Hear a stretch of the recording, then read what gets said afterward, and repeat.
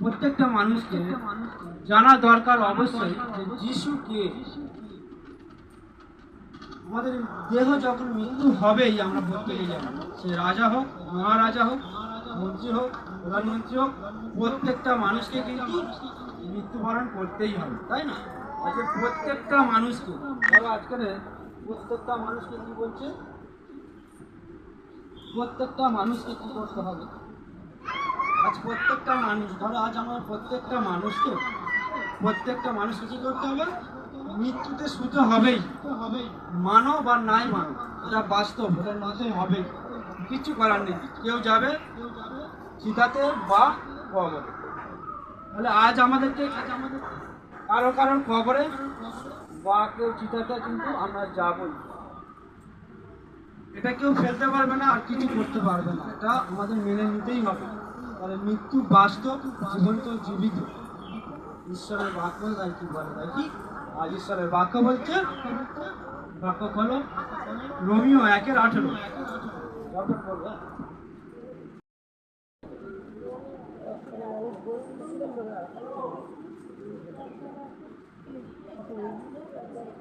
মানুষ ঈশ্বরের সত্যকে অন্যায় দিয়ে চলে রাখে, আর তাই তার প্রতি ভক্তির অভাবও সমস্ত অন্যায় কাজের জন্য স্বর্গ থেকে মানুষের উপর ঈশ্বরের ক্রোধ প্রকাশ পেয়ে থাকে। হালেলুয়া।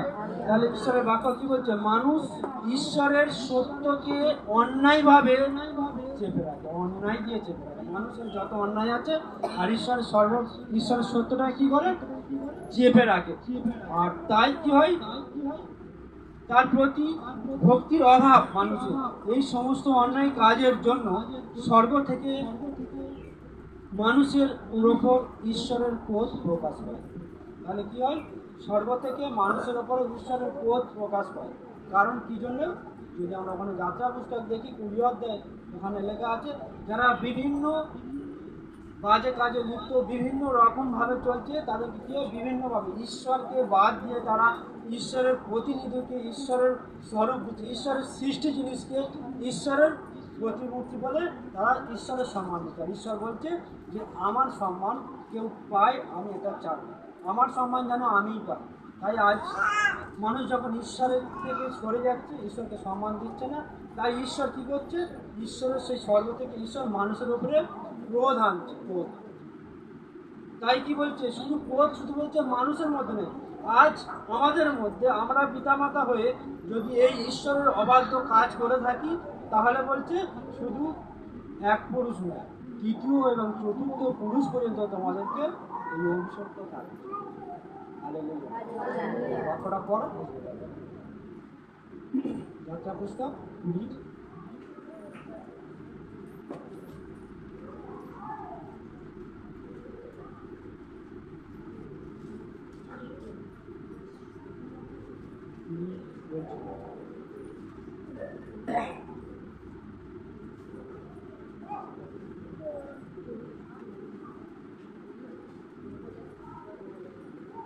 ছয় পদ, 5 পদ থেকে বড়।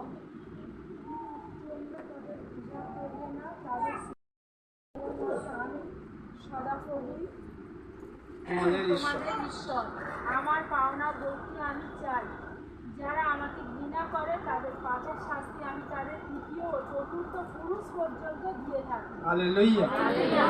ঈশ্বর বলছে ঈশ্বরকে যে সম্মান দেবার যোগ্যতা ঈশ্বরের আছে, সেই সম্মান আমরা দিচ্ছি না। ঈশ্বর যে সম্মান পাওয়ার অধিকার আছে তার, সেই সম্মান আমরা দিচ্ছি না। যখন ঈশ্বর বাদ দিয়ে আমরা সব কিছু করছি, আর তখন ঈশ্বর বলছে আমার সম্মান, তার আগের পদগুলো পড়বে, বলছে আমার সম্মান আমি অন্য কাউকে নিতে দিই না। তাই আমার গৌরব আমি পাবো, যদি আমার গৌরব না পাই তাহলে কি হবে? মানুষের প্রতি ক্রোধ আসবে। আর এই ক্রোধ কতদিন ভাবে চলবে? বলছে চতুর্থ পুরুষ পর্যন্ত, 4 বংশ পর্যন্ত চলবে। আমরা জানি না আমাদের পূর্বপুরুষরা কী করে গেছে, কত খারাপ কাজ করে গেছে, তাদের সেই অভিশপ্ত ফলগুলো আমাদেরকে ভোগ করতে হবে। সেই জন্য আজকে প্রভু যিশু আসলো যে এরা তো পারবে না, পালন করতে পারবে না। আজ আমি যাই সরাসরি এদেরকে উদ্ধার করতে। তাই তিনি তার নতুন নিয়মের বাক্য কিনছে, এই প্রিয় 9:27। এবার মৃত্যু হবেই। বাইবেল বলছে মরতে হবে। আর আমরা কি বলছি, এই বাক্যটা বাদ দিয়ে বলছি না, বলছে যিশু কাছে গেলে মরবে না। কে বলছে? এগুলো ভুল প্রচার করা হচ্ছে, তাই না? যিশু কাছে গেলে অবশ্যই মরবে, কোথায় গেলে মরবে না। যিশু মরবে বলে যিশু নিজে মরে দেখিয়েছিল যে মানুষ জনগণে মরতে হবেই। তাই আজ আমরা জানি না কে কখন কিভাবে আমরা মারা যাব। সেই জন্য মৃত্যুর আগে যিশুকে একবার আমাদের জীবনে জানা দরকার আছে। যিশু কে, যিশু কে জানা দরকার আছে। বল। দ্বিতীয় 9:27 বাক্যে বলছে, ঈশ্বর ঠিক করে রেখেছে যে প্রত্যেক মানুষ একবার মরবে এবং তারপরে তার বিচার হবে। আমেন। হালেলুয়া। তাহলে প্রত্যেক মানুষ একবার মরবেই, কিন্তু বলছে তারপরে কিন্তু তার বিচার হবে। অবশ্যই বিচার হবে, আর সেই বিচার কিন্তু প্রভু যিশু বলবে স্বয়ং। কারণ পৃথিবী এবং সমস্ত সবকিছুর অধিকার তার উপরে দেওয়া আছে। 4:12 করো।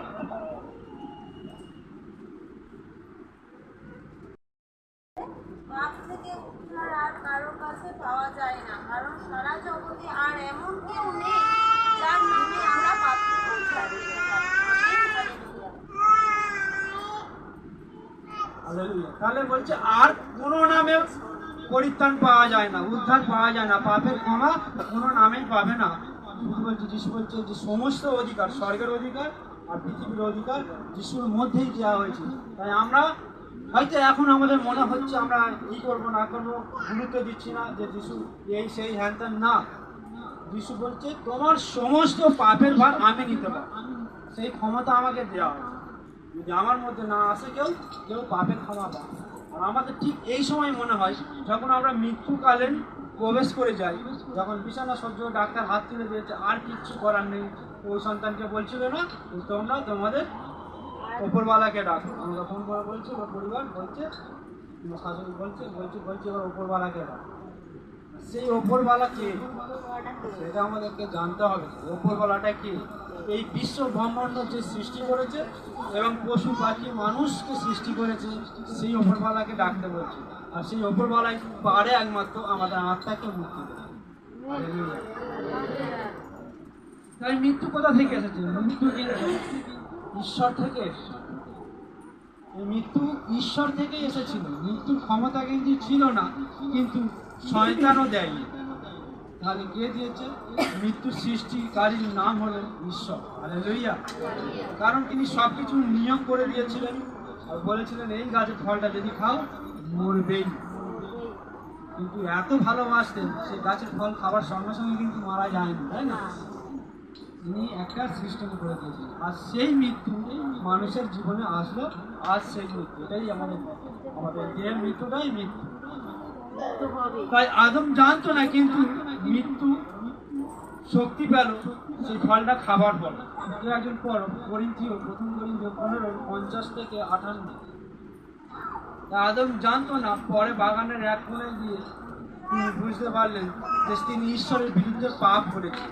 ঈশ্বর বলেছিলেন যে মৃত্যু হবে এই ফল খেলে, কিন্তু শয়তানের কথা মতো প্রলোভনে শয়তান বলেছিল না না মৃত্যু হবে না। শয়তান বলেছিল মৃত্যু হবে না, কিন্তু সে কিন্তু মৃত্যু হয়েছিল। কি মৃত্যু বলেন তো? সেই সময় তার শারীরিক মানসিক মৃত্যু হয়েছিল, আত্মার মৃত্যু হয়েছিল। ঈশ্বরের যে আত্মা ছিল তার মধ্যে সে অনুভব করেছিল যে ফলটা খাওয়ার পরে উলঙ্গ, সে নিজেকে লুকিয়ে নিয়েছিল, ঈশ্বরের সামনে সে আসতে পারেনি। তাই তার সেই আর্থিক জীবনের মৃত্যু হয়েছে। তার জীবনের আর্থিক জীবনের সঙ্গে সঙ্গে মৃত্যু হয়েছে। বলো 50 থেকে 58। বলছি তা এই মানুষ তার রক্ত মাংসের দেহ নিয়ে ঈশ্বরের রাজ্যের অধিকারী হতে পারে না। হালেলুয়া। তাহলে প্রথম করিন্থীয় 15:50 বলে কি বলছে? বলছে যে মানুষ রক্ত মাংস দেহ নিয়ে স্বর্গরাজ্যে যেতে পারে না। যা নষ্ট হয়ে যাবে তা এমন কিছুর অধিকারী হতে পারে না যা নষ্ট হবে না। আমি তোমাদের একটা গুপ্ত সত্য কথা বলছি, শোনো। আমরা সবাই যে মারা যাব তা নয়, কিন্তু বদলে যাব। হালেলুয়া। কিন্তু মুহূর্তের মধ্যে, চোখের পলকে, শেষ তুড়ির মধ্যে আওয়াজের সঙ্গে সঙ্গে সেই যখন তুড়ি বাজবে, তখন মৃতেরা এমন অবস্থায় জীবিত হয়ে উঠবে যে তারা আর কখনো নষ্ট হবে না, আর আমরাও বদলে যাব। হালেলুয়া। তাহলে যিশুতে যদি থেকে আমরা মারা যাই কি হবে? বলছে খানিকক্ষণের জন্য শুধু দেহটা পরিবর্তন হবে। বলছে দ্বিতীয় মৃত্যু আর হবে না। সেই নরকের যন্ত্রণার অনন্তকাল, যে নরকের আগুনে আমাদের কষ্ট পেতে হবে, বিভিন্ন রকম ভাবে কষ্ট করতে হবে, যার যেমন কর্ম তাকে সেভাবে কষ্ট পেতে হবে। এইটিও নয়, কথা বলেছে প্রত্যেকটা মানুষকে বিচার সিংহাসনে আসতে হবে। তা এখানে বলছে যদি আমরা যিশুকে জেনে মারা যেতে পারি বা বিশ্বাস করে মারা যেতে পারি, তাহলে কি হবে? তারা বলছে মুহূর্তের মধ্যে শুধুমাত্র পরিবর্তন হবে। কারণ এই দেহ নিয়ে আমরা কেউ স্বর্গে যেতে পারবো না, এই মাটির দেহ মাটি হবেই। তাই কি বলছে, মৃতরা এমন অবস্থায় জীবিত উঠবে যে আর তারা কখনো নষ্ট হবে না। হালেলুয়া। আর এই জগতের দেহ তো নষ্ট হবে, তাই না? কিন্তু আমাদের আত্মা কিন্তু কোনোদিন নষ্ট হবে না, আর সেটাই তিনি নিয়ে যাবেন সেখানে।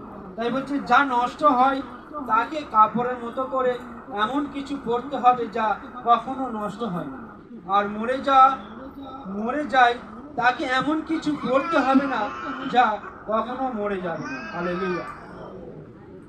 যা নষ্ট হয় আর যা মরে যায় সেগুলো যখন ওইভাবে বদলে যাবে, তখন পবিত্র শাস্ত্রের এই কথা পূর্ণ হবে যে মৃত্যু ধ্বংস হয়ে জয় এসেছে। হালেলুয়া। তাহলে কি হবে? এই পয়েন্ট থেকে আমরা জানতে পারি যিশুকে যদি ধরে মৃত্যুবরণ করতে পারি, মৃত্যু থেকে আমরা জয়ী হব। হালেলুয়া। হালেলুয়া।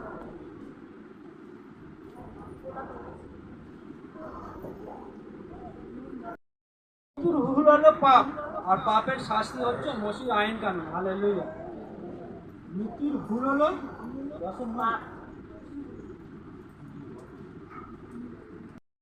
কিন্তু ঈশ্বরকে ধন্যবাদ দাও, আমাদের প্রভু যীশু খ্রিস্টের মধ্যে দিয়ে তিনি আমাদের জয়দান করেছেন। হালেলুয়া। তাহলে এই মৃত্যু থেকে আমাদের আত্মা যে অনন্তকাল জীবিত পাবে, কার থেকে পাবে? এখানে বলছে ঈশ্বরকে ধন্যবাদ দাও, আমাদের প্রভু যীশু খ্রিস্টের মধ্যে দিয়ে তিনি আমাদেরকে জয় দান করবেন। ভালো, সেই জন্য আমার প্রিয় ভাইরা শক্ত হয়ে দাঁড়াও, কোনো কিছু যেন তোমাদেরকে নড়াতে না পারে। হালেলুয়া। সব সময় প্রভুর কাজের জন্য নিজেকে সম্পূর্ণভাবে দিয়ে দাও, কারণ তোমরা জানো তার কাজে তোমাদের পরিশ্রম নিষ্ফল নয়। যদি আমরা মন প্রাণ হৃদয় দিয়ে যদি আমাদের আত্মাকে যদি সম্পূর্ণভাবে দিতে পারি, তাহলে কিন্তু আমাদের দেহ অবশ্যই, এই দেহ পরিবর্তন হয়, আত্মা কিন্তু অবশ্যই তিনি স্বর্গে নিয়ে যাবেন। কারণ যীশু খ্রিস্টের মধ্যে দিয়ে যিশুকে জেনে মৃত্যুবরণ করা কি হবে? আমরা অনন্তকাল আমাদের আত্মাকে স্বর্গে রাখতে পারবো। হালেলুয়া। তাই আজকের ঈশ্বর ও মানুষ চুক্তি করা হয়েছিল যে একটি গাছের ফল, সব গাছের ফল খাবে, কিন্তু এই গাছের ফলটা খাবে না। আর ঈশ্বরের অবাধ্য হয়ে কি করলো? মানুষ সেই গাছের ফলটা খেলো, তাই মানুষের জীবনে মৃত্যু আসলো। আর সেই মৃত্যু আমাদের জীবনে এতদিন আমাদের সেই নরক যন্ত্রণার মধ্যে, মৃত্যুর পরে যিশুকে না জানার ফলে কি হচ্ছিল? মৃত্যুটা আমাদের আত্মাগুলো নরকের মধ্যে পড়ছিল। কিন্তু আজ যিশু এসে বলছে, যোহন 11 অধ্যায় 24-25 পদ, শুধু 25 পদটা পড়ে, যোহন 11 অধ্যায় 25 পদের বাক্য কি বলছে? বলছে আজ যিশুকে ধরে যদি আমরা মৃত্যুবরণ করি, বলছে মরলেও জীবিত।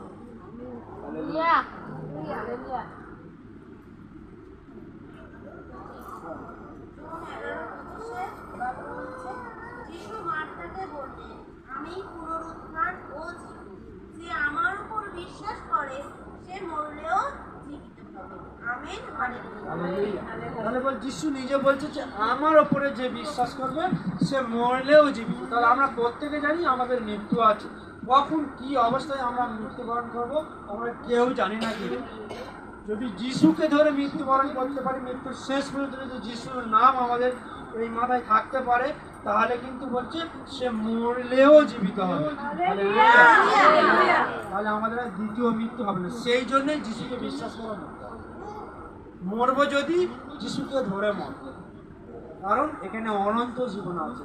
আজকের আমাদের এই জীবনটা 70-80 বছর গেল, কিন্তু সেখানে অনন্ত জীবন আছে। সেই জন্যই আমরা যিশুকে ধরেই মরতে হবে। তাই কি বলছে? আমাদের দেহ কিসের তৈরি? ধুলো দিয়ে তৈরি তো। তাই আমাদের দেহ ধুলো দিয়ে, আদিপুস্তক 3:19 পদ, উপদেশক 12 সাল।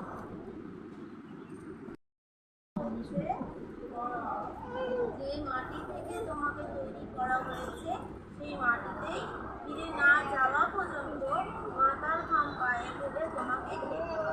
তোমার এই ধুলার দেহ ধুলাতেই ফিরে যাবে। আমেন। হালেলুয়া।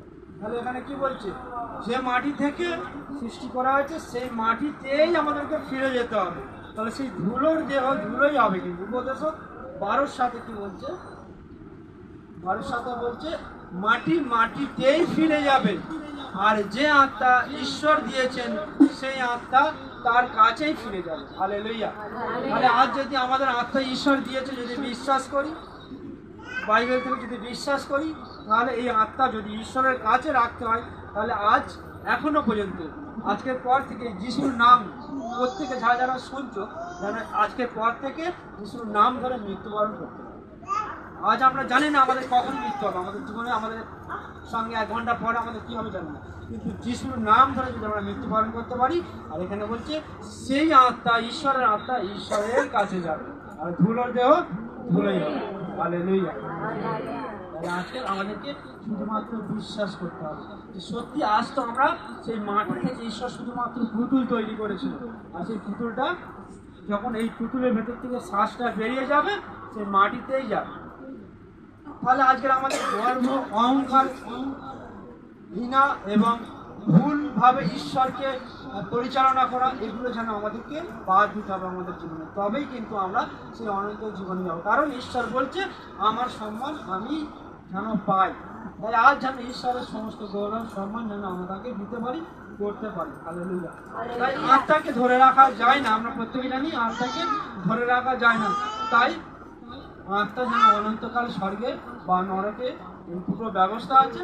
তাই এবার আমাদের প্রত্যেকের হাতে সেই ক্ষমতা দেওয়া হয়েছে যে তোমার আত্মা তুমি কোথায় নিয়ে যাবে, স্বর্গে না নরকে। তাই আজ যেন আমরা বিশ্বাস করি যে আমাদের আত্মাকে যেন অনন্তকাল স্বর্গে নিতে পারি। আর কার মধ্য দিয়ে? যিশুর মধ্যে দিয়েই যদি আমরা না আসি, তাহলে আমাদের আত্মাকে কেউ আমরা স্বর্গে নিয়ে যেতে পারবো না। হালেলুয়া। 2 রাজা বলি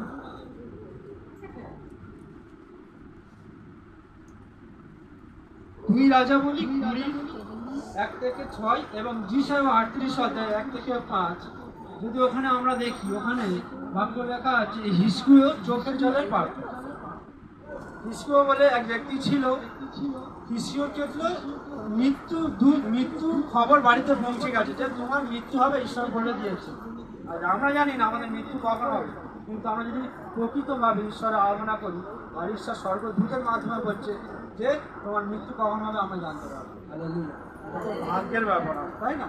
আমরা কতজন জানি আমাদের মৃত্যু হবে। তাই হিস্কিয় জানতে পেরেছিল তার জীবনের মৃত্যু কখন হবে। তাই কি করেছিল, তাকে বলা হয়েছিল তোমার মৃত্যু হবে, তোমার এই কঠিন গায়ে দিয়েছিল।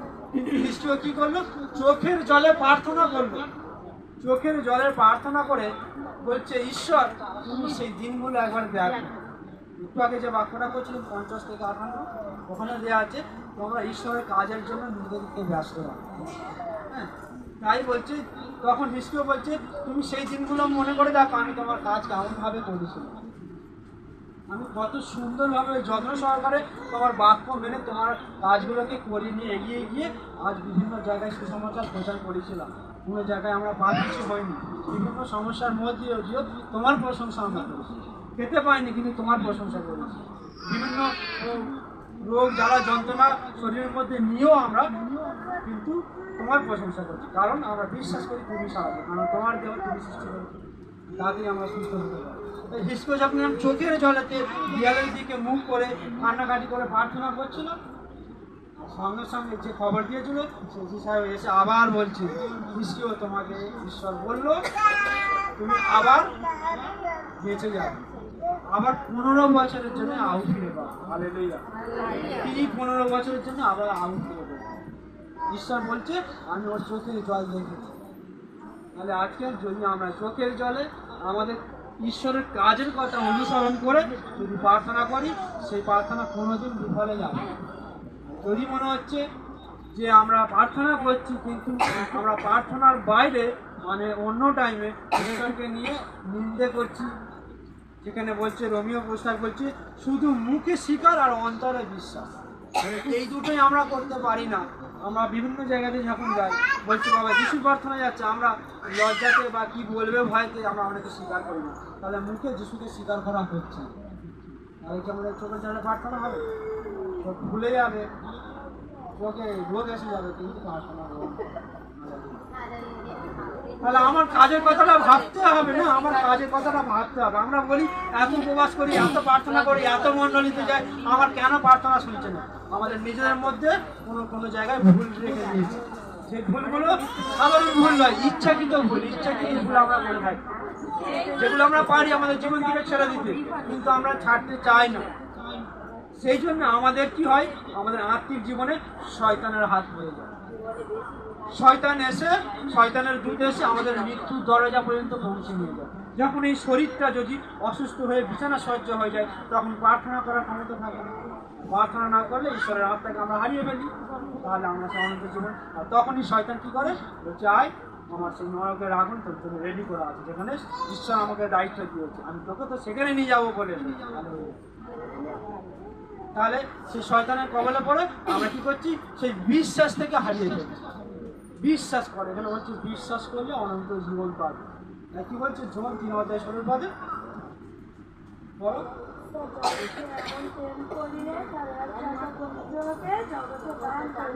যে কেউ বিশ্বাস করবে নষ্ট হবে না, কিন্তু অনন্ত জীবন। তাহলে ঈশ্বর বলে দিয়েছে যে পৃথিবীকে তিনি এমন ভালোবাসলেন, তার একমাত্র পুত্রকে এই পৃথিবীকে দান করবে। এই পুত্রকে যে কেউ বিশ্বাস করবে, বলে না শুধু এই ধর্ম ওই ধর্ম সেই ধর্ম বিশ্বাস করবে না, যে কেউ, সমস্ত মানুষ যদি বিশ্বাস করে, বলছে মৃত্যুর আগে যদি বিশ্বাস করে তাকে ধরে মারা যেতে পারে, প্রকাশিত বাক্য 2:10 বলছে, তাহলে তাকে জীবন মুকুট দেওয়া হবে। সে ধ্বংস হবে না, সে বিনষ্ট হবে না, তার আত্মা নরকে যাবে না 100%। তাহলে আজকের আমাদেরকে শুধুমাত্র বিশ্বাস করতে হবে যে হ্যাঁ, মৃত্যুর পর অনন্ত জীবন আছে, আর যিশু যেতে পারে। সেই জন্য আমরা যিশুকে জেনে জানো না, যিশুকে যেন চিনে মারা যায়, মারা যাবার আগে যেন যিশুকে চিনে এবং জেনে ভালো করে বুঝে যেন মারা যায়, যে আমার আত্মাটা আজ হোক কাল হোক আমি কোথায় যাবো, কোথায় যাবো। সেই জন্য আমরা যেন যিশুকে ধরে মরতে পারি। হালেলুয়া। আজ আমরা অনেকে এই মণ্ডলীতে আসি, কিছুক্ষণের সঙ্গে কিছুক্ষণ সামান্য অনেক নাম পেশেন্টটা করে চলে যায়, কিন্তু এই যে অরিজিনাল যে খাবারটার জন্য আমরা অনেকে অপেক্ষা করি, তাই না? আর কি করি আমরা, বলি হ্যাঁ আমরা তো যিশু প্রার্থনা করি, আর কি করছি দেখ এই মণ্ডলীর সময়কালে সে দেখো অন্য জায়গায় গিয়ে পরিচর্যা করছে। কি আলোচনা হচ্ছে মণ্ডলী, সেটাই গিয়ে আলোচনা করছে। বিভিন্ন মানুষ আমরা এইভাবে বলি, কিন্তু যখনই বিপদ হয় তখন বলে প্রার্থনা করে। অবশ্যই আমাদের প্রার্থনা কাজ অবশ্যই পাবে। ঈশ্বর প্রত্যেকের মন জানে, মনটাকে ঠিক করবে।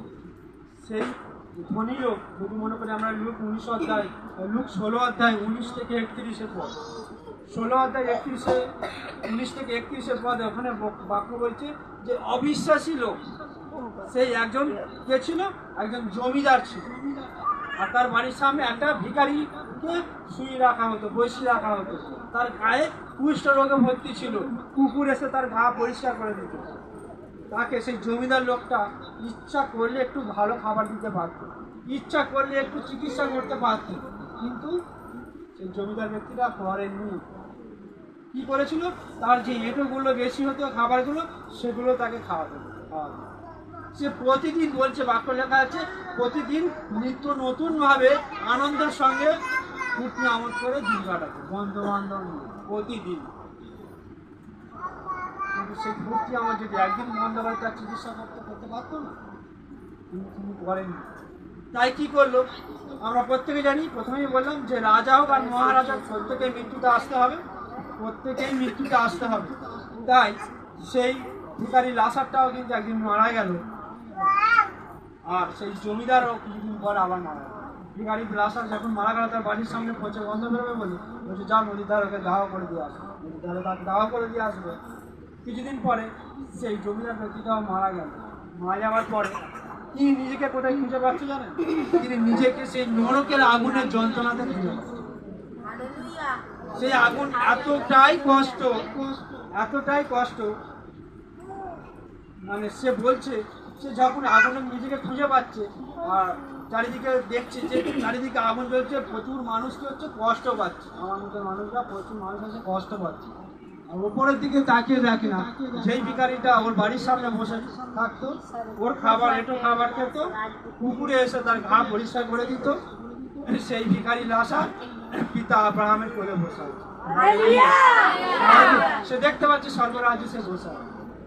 তখন বলছে, তুই তো ওখানে আমার বাড়ির সামনে ভিক্ষা করতিস না, তুই ওখানে কি করে গেলি? চিন্তা করে একবার দেখুন আমরা কে কিভাবে, কারণ বাকি বলছি 9:27 প্রত্যেক মানুষের বিচারের সিংহাসনের সামনে আসতে হবে। বিচারে তার প্রত্যেকটা কাজের বিচার তাকে দিতেই হবে। আর কাকে দিতে হবে? 100% যিশুকে দিতেই হবে। তিনি বিচারক হিসাবে আসছেন, প্রত্যেকে সাবধান। তাই বলছে স্বর্গ থেকে পৃথিবী থেকে কি হচ্ছে? স্বর্গে সিঁড়ি আছে। আমরা কি করি? পৃথিবীর মধ্যে স্বর্গের সিঁড়ি খুঁজে বেড়াই না? বিভিন্ন শাস্ত্র, বিভিন্ন ধর্ম, বিভিন্ন নিয়ম, বিভিন্ন বার এটা ওটা করে যে আমরা ভালো কাজ করা করি, যে আমরা মরার পরে মনে হচ্ছে ভালো জায়গায় যাবো, স্বর্গে যাবো। এই দরজা আমরা বারবার খুঁজতে থাকছি, তাই না? কিন্তু স্বর্গ থেকে একটাই পথ আছে, সেটাই স্বর্গের সিঁড়ি। তার নাম ইম্মানুয়েল, প্রভু যীশু খ্রিস্ট। হালেলুয়া। তার নাম ইম্মানুয়েল, প্রভু যীশু খ্রিস্ট। তাই বলেছে কি করোটা, যোহান 10:9 পদ, যোহান 10:9 পদ বলছে, আমি দরজা, যদি কেউ আমার মধ্যে দিয়ে ভিতরে ঢোকে তবে সে উদ্ধার পাবে। সে হালেলুয়া। ভিতরে আসবেও বাইরে যাবে আর চলে খাবার জায়গা পাবে। আমেন।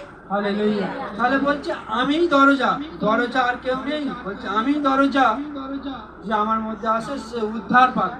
তাহলে আজ আমাদের এই মানব দেহ সে সবার সঙ্গে সঙ্গে আমরা প্রত্যেকে উদ্ধার পেতে চাই, তাই তো? তাহলে সেই উদ্ধার কোথা থেকে পাবে? শুধুমাত্র যিশুকে বিশ্বাস করলেই উদ্ধার পাবে। তাই এই যিশুকে বিশ্বাস করলে আমরা কেউ বিনষ্ট হব না। যোহান 14:1-3 বাক্য কি বলছে দেখো। যোহান 1-3 যিশু নিজে কি বলছে এই বাক্যতে, প্রত্যেকে পড়ো।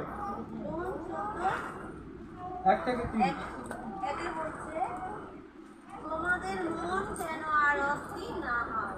ঈশ্বরের উপর বিশ্বাস করো, আমার উপরেও বিশ্বাস করো। আর কেউ বলে করো।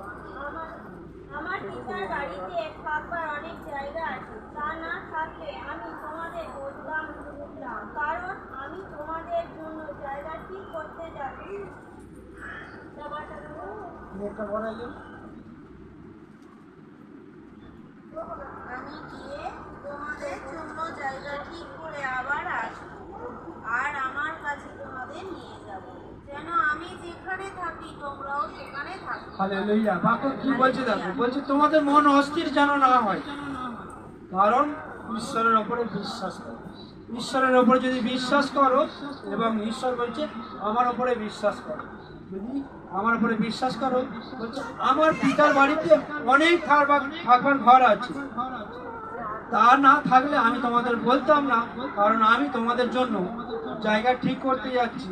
আমি গিয়ে তোমাদের জন্য জায়গা ঠিক করে আসবো আবার, আর আমার কাছে তোমাদের নিয়ে যাব, যেন আমি যেখানে থাকি তোমরাও সেখানে থাকতে পারো। হালেলুয়া।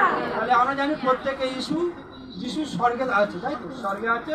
তিনি সশরীরে মেঘরথে শূন্যের মধ্যে দিয়ে ভেসে সবার সামনেতে উঠেছিলেন স্বর্গে। বিশ্বাস করুন, আজ তিনি বলছেন আমি পিতার কাছে না গেলে তোমরা সেখানে সুন্দর সুন্দর ঘরেতে থাকবে কিভাবে? আজকের এখানে এত সুন্দর ঘরেতে এসি লাগিয়ে এত সুন্দর ঘরেতে থাকবে, তাহলে এখানে আরো ভালো সুন্দর ঘর সেখানে করতে হবে। তাহলে আমি যাচ্ছি পিতার কাছে তোমরা থাকবে বলে, পিতার কাছে তোমরা থাকবে বলে আমি সেখানে তোমাদের জায়গা স্থির করতে যাচ্ছি, সেখানে আমিও থাকি। হালেলুয়া। তিনি বলছেন যে আমরা যদি বিশ্বাস করে তাকে ধরে থাকতে পারি, তিনি আমাদের সেই ঘরেতে নিয়ে যাবেন। হালেলুয়া। তাই কি বলছেন? তাই বলছেন 6 পদ কি বলছেন? 6 পদ বলছে যে আমি পথ, সত্য আর জীবন, আমার মধ্যে দিয়ে না গেলে কেউ পিতার কাছে যেতে পারে না। হালেলুয়া।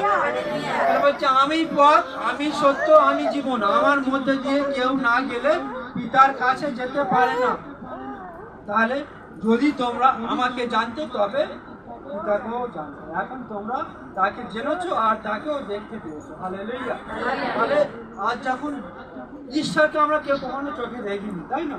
কিন্তু সেই পুত্র এসে যিশুকে প্রকাশ করেছিল, যে পুত্রের মধ্যে হবু ঈশ্বরের যে প্রতিমূর্তি, যিশু নিজে প্রকাশ করেছিল ঈশ্বর।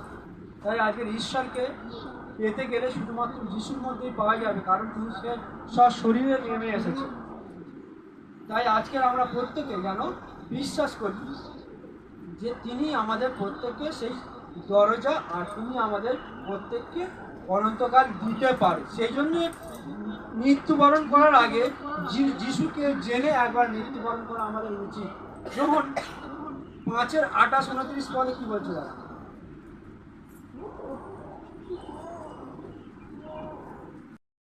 হবেন না, কারণ এমন সময় আসছে যারা কবরে আছে তারা সবাই মনুষ্যপুত্রের গলার স্বর শুনবে, বের হয়ে আসবে।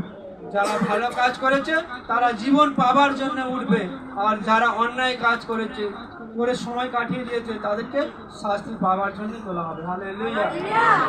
তাহলে এই বাক্যটা থেকে আমরা এটা বুঝতে পারি, যদি আমরা মৃত্যু পর্যন্ত বিশ্বাস করে ভালো কাজ করে থাকি, তাহলে কিন্তু আমাদের প্রত্যেককে সেই স্বর্গে নিয়ে যাওয়ার জন্য তোলা হবেই। আর যদি আমাদের খারাপ কাজ হয় তাহলে কিন্তু বাতিল করে ফেলে দেওয়া হবে, সেই নরকে আসবে। হালেলুয়া। কারণ ঈশ্বরের হাতেই আছে স্বর্গ, ঈশ্বরের হাতেই আছে নরকের ক্ষমতা। সেই জন্য বলেছে মানুষকে ভয় করো না, ঈশ্বরকে ভয় করো, কারণ ঈশ্বর দেহ এবং আত্মা দুটোই ধ্বংস করার ক্ষমতা ঈশ্বরের আছে। মানুষের কি টাকা ক্ষমতা আছে? শুধু এই দেহটাকে ধ্বংস করার ক্ষমতা আছে, আত্মা ধ্বংস করার ক্ষমতা নেই। তাই আজকের এই ঈশ্বরের বাক্য বলছে তুমি মরলেও জীবিত থাকবে, মরলেও জীবিত। আজ আমাদের কর্ম অনুযায়ী যখন বিচার হবে, এইগুলো 9:27 বলছে যে আমরা প্রত্যেকে জানো ভালো কাজের দিকে আগ্রহী, কারণ বলছে বিচার একমাত্র দায়িত্ব প্রভু যিশুকে দেওয়া। বিচার একমাত্র প্রভু যিশুকে দায়িত্ব দেওয়া আছে, কারণ আমাদের সকল পাপের ক্ষমা কিন্তু তিনি করতে পারেন। হালেলুয়া। তাই আজকের যিশুকে যদি ধরে আমরা মারা যেতে পারি, যিশুকে বিশ্বাস করে যদি আমরা মারা যেতে পারি, তাহলে আমাদের সমস্ত পাপের ক্ষমা হবে এবং আমরা প্রত্যেকেই কিন্তু স্বর্গ রাজ্যে যাব। তাহলে মৃত্যুকে দেখে আমরা ভয় পাবো না, কারণ মৃত্যুর দূত এসে আমাদের থেকে ভয় পাবো, কারণ এতে বলে এটা যিশুর লোক, এটা আমার দায়িত্ব না। হালেলুয়া। সেই জন্যই যিশুকে ধরা। যদি মৃত্যুর দূত, শয়তানের দূত যদি আমার জীবনে এসে আঘাত দিতে চাই, সে ভয় পেয়ে সরে যাবে, কারণ যেহেতু যিশুর লোক, তাই না? যিশুর কাছে যদি আমরা থাকতে পারি মৃত্যু পর্যন্ত বিশ্বাস করে, আমাদের সেই জীবন মুকুট খুলে দিতে পারে। হালেলুয়া। ঈশ্বর তার আপন বাক্যে আশীর্বাদ করুন। আমেন। জয় যিশু। হালেলুয়া।